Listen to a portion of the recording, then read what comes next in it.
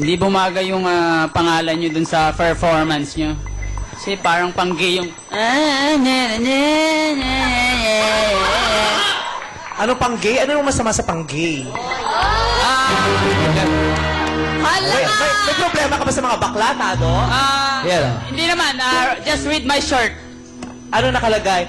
Sabi ni Tado, di bali na ang magnakaw kaysa mamakla.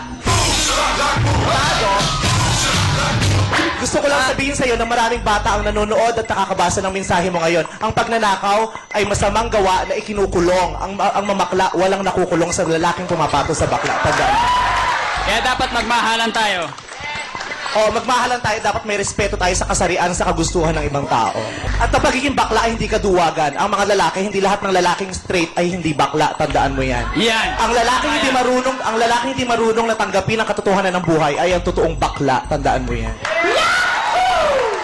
Ang mga gipit, sabading kumakapit.